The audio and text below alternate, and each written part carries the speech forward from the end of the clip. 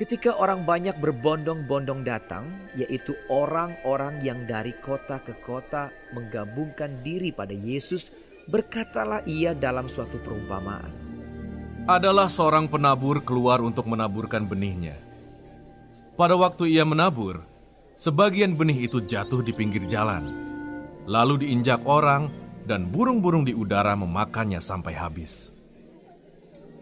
Sebagian jatuh di tanah yang berbatu-batu, dan setelah tumbuh, ia menjadi kering karena tidak mendapat air. Sebagian lagi jatuh di tengah semak duri, dan semak itu tumbuh bersama-sama dan menghimpitnya sampai mati. Dan sebagian jatuh di tanah yang baik, dan setelah tumbuh, berbuah 100 kali lipat. Setelah berkata demikian, Yesus berseru, Siapa mempunyai telinga untuk mendengar, hendaklah ia mendengar.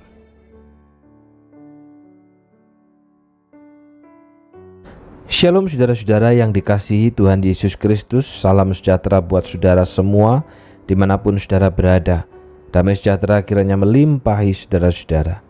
Saudara, akhir September tahun 1999, masyarakat Indonesia dikejutkan dengan peristiwa bentrokan berdarah antara aparat dengan mahasiswa.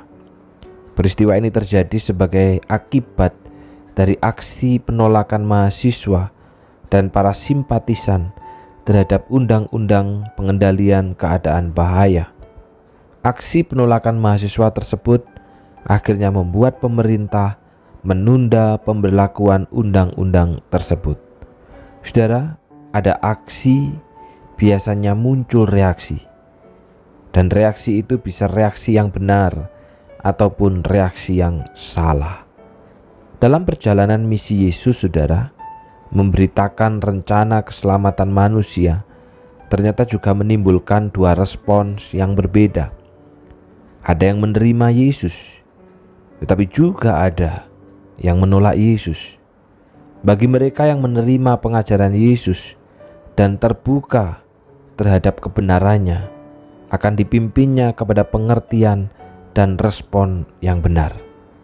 Dan bagi mereka yang menolak pengajaran Yesus, Yesus tidak menunjukkan sikap arogan menanggapi penolakan itu.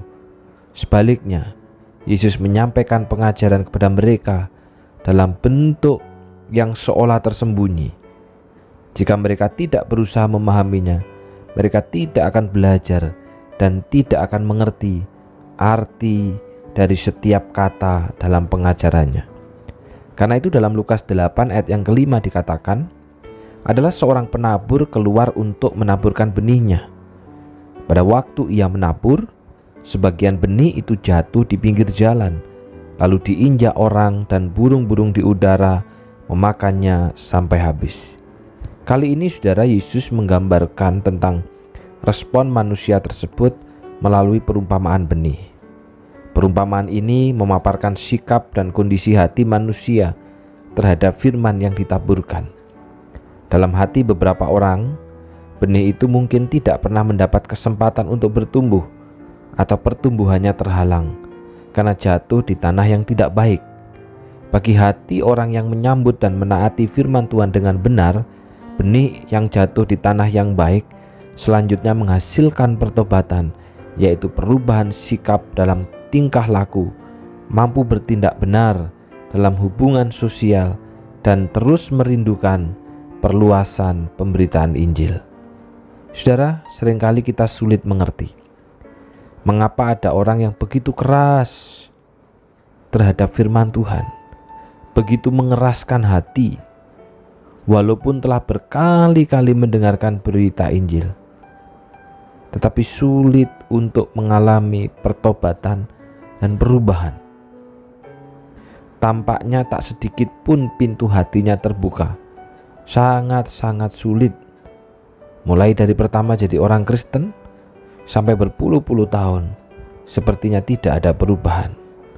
Sebaliknya saudara, ada yang mendengarkan hanya sekali saja, segera bertobat dan mengalami perubahan yang radikal di dalam hidupnya.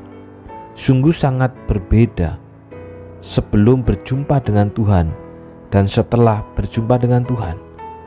Kalau dulu digerakkan oleh manusia, tetapi hari ini digerakkan oleh hati Tuhan. Kalau dulu segala sesuatunya dikerjakan untuk manusia, sekarang dikerjakan untuk Tuhan. Karena itu saudara, yang menjadi pertanyaan kita hari ini adalah, di mana posisi kita? Yang mengeraskan hati terhadap firman Tuhan, atau yang mudah mengalami pertobatan? Orang yang menjadi milik Kristus, pasti Tuhan berikan hati yang baik, sehingga ketika benih firman Tuhan diberitakan, pasti akan bertumbuh dan berbuah berkali-kali lipat. Pertobatan itu akan dapat dilihat dan dinikmati oleh semua orang. Mari kita berdoa.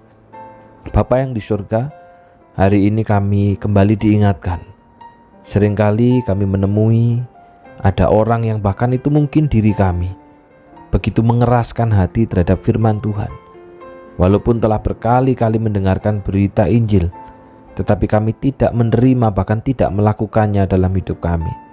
Sebaliknya ada orang yang sekali mendengarkan, mengalami pertobatan dan perubahan yang radikal di dalam hidupnya. Karena itu tolonglah kami Bapa, supaya kami termasuk bilangan orang yang memiliki hati yang baik, yang menyambut firman Tuhan itu, sehingga sekali diberitakan, kami mengalami pertobatan, kami mengalami perubahan, karena firman Tuhan itu bertumbuh dalam hati kami. Demikian juga Bapa, secara khusus hamba-Mu berdoa untuk doa puasa Rabu kelima.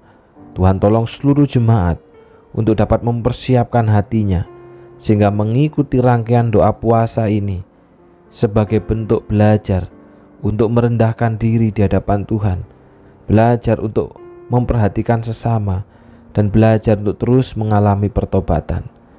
Kiranya Tuhan menggerakkan seluruh jemaat untuk belajar berdoa dan berpuasa. Demikian juga menyerahkan untuk keluarga kami, Helen Trifosa, yang hari ini berulang tahun. Biar kiranya Tuhan menolong, Tuhan menyertainya, Tuhan berikan kekuatan iman di dalam pergumulannya. Karena kami tahu setiap rancangan Tuhan yang indah bagi dirinya juga bersama dengan suami dan anak-anaknya. Berikan hati yang terus damai sejahtera, berikan hati yang juga terus menaruh harapan hanya kepada Tuhan. Dan di tengah segala pergumulannya, kiranya Allah yang datang memberikan pertolongan. Terima kasih Bapa, dalam nama Tuhan Yesus kami sudah berdoa. Amin. Selamat ulang tahun untuk Helen Trifosa. Kiranya Tuhan yang memberkati dan terus melimpahi dengan damai sejahtera. Tuhan memberkati.